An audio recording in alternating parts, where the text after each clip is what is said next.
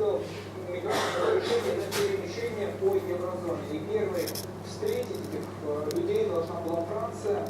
Но она встретила, когда 300 мигрантов должны были прибыть на территорию страны. Париж просто прекратил железнодорожное сообщение между городами Ментон и Вентимиле. Такую железную дорогу открыли уже на следующий день. Обсуждение о введении полноценных европейских границ велись еще спустя длительное время после этого. Кузя, что у тебя нового? Эти двери теперь ломятся так, что они трещат.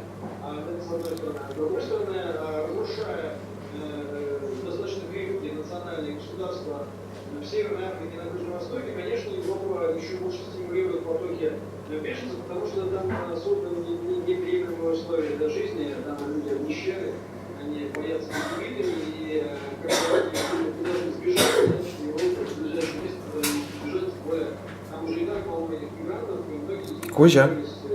далеко смотрели, в общем, ничего не делают.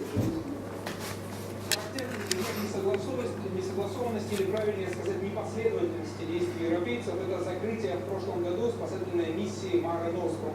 Она как раз была рассчитана на помощь беженцам на Средиземноморском побережье. С тех пор, как в прошлом году миссию закрыли, нелегалы стали гибнуть в 50 раз чаще.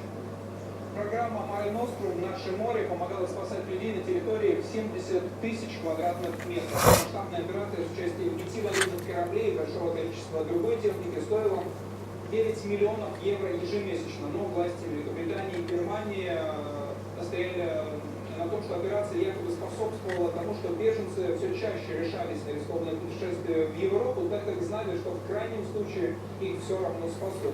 И тогда Mare Nostrum заменили на операцию Тритон. Это уже куда более скромная миссия, которая разве что способна вылавливать трупы. Но даже тех, кого удается спасти, на самом деле ждет незавидная судьба. Лагерь для беженцев на острове Лампедуза, как такой европейский аналог Гуантанамо.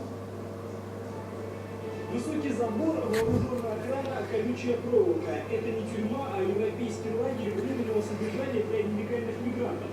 Крохотные комнаты, в каждой из которых живет по несколько человек. Все вместе, старики, женщины, дети. Значительных центров приема беженцев